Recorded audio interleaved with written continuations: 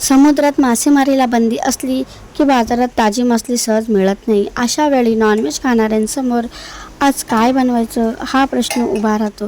म्हणूनच आम्ही आधीच घरच्या घरी सुक्या मासळीचा साठा करून ठेवतो. त्यामुळे अशा दिवसातील चविष्ट नॉनव्हेज जेवणाचा आनंद घेता येतो. आज या सुक्या मासळीच्या साठ्यातून मी तुम्हाला स्वादिष्ट वाकटीचं कालवण बनवून दाखवणार आहे.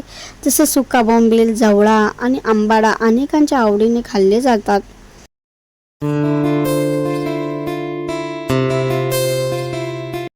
तसेच वाकटी तिच्या खास चवीमुळे खवय्यांच्या पसंतीची आहे. वाकटीची खरी लज्जत अनुभवायची असेल तर बटाट्याच्या रस्स्यात बनवलेले हे कालवण एकदा नक्की करून पहा. साधं, झणझणीत आणि पारंपरिक चवीचे हे कालवण तुम्हालाही नक्की आवडेल. चला तर मग सुरुवात करूया. आपल्या कालवणासाठी साधारण मध्यम आकाराचे 3 वाकट्या घेतल्या आहेत. प्रत्येक वाकटीचे 4 ते 5 तुकडे करून घ्यायचे आहेत. यामध्ये घालण्यासाठी 2 लहान किंवा 1 मध्यम आकाराचा बटाटा घेतला आहे. त्याचबरोबर 1 मोठा कांदा उभा आणि जाडसर चिरून घ्यायचा आहे. तसेच 10 लसूण, तसेच मी इथे अद्रक लसूणची पेस्ट वापरणार आहे आणि 2 कोकम पाण्यात भिजत ठेवले आहेत. त्यांचं पाणीही वापरणार आहोत. चला तर आता कालवण बनवायला सुरुवात करूया. सर्वात आधी वाकट्या 2-3 वेळा स्वच्छ पाण्याने धुवून घ्यायच्या आहेत. कारण वाळवलेली मासळी घरी आणल्यानंतर ती व्यवस्थित स्वच्छ करून घेणं गरजेचं असतं. त्यामुळं त्यावरील धूळ आणि इतर अशुद्धता निघून जाते. चला आता स्वादिष्ट कालवणाची तयारी करूया. सर्वप्रथम आवश्यक साहित्य एकत्र करून घेऊ. त्यानंतर प्रत्येक पायरी सोप्या पद्धतीने करून चविष्ट कालवण बनवायला सुरुवात करूया. तेल छान गरम झालं आहे. आता त्यामध्ये चिरलेला कांदा घालून सोनेरी रंग येईपर्यंत परतून घेऊया. कांदा जास्त शिजवायचा नाही. छान परतून सुवास येईपर्यंत शिजवा.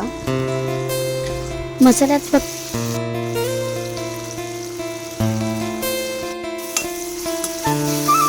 हळद घालूया.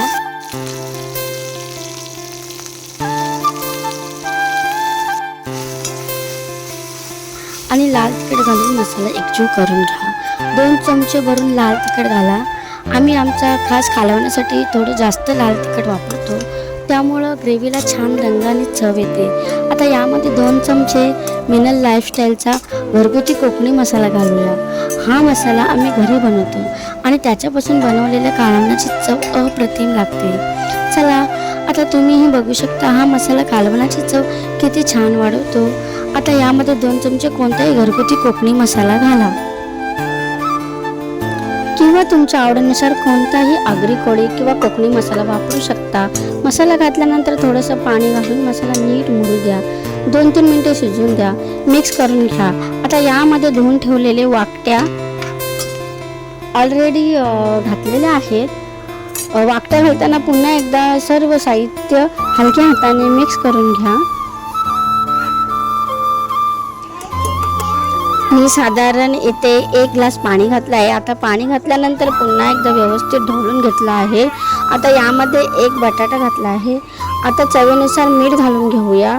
आता झाकण लावून मध्यम आचेवर शिजू द्या. 15 मिनिटं किंवा बटाटा शिजेपर्यंत शिजू द्या. वाकट्या पटकन शिजतात त्यामुळे बटाटा पूर्ण शिजेपर्यंत शिजू द्या. बटाटा मऊ होईपर्यंत नक्की शिजवा. झाकणावर थोडंसं पाणी ठेवा. यामुळे रस्सा छान राहतं, लवकर आटत नाही. आता पुन्हा 10 ते 15 मिनिटं किंवा बटाटा पूर्ण शिजेपर्यंत मध्यम आचेवर शिजू द्या.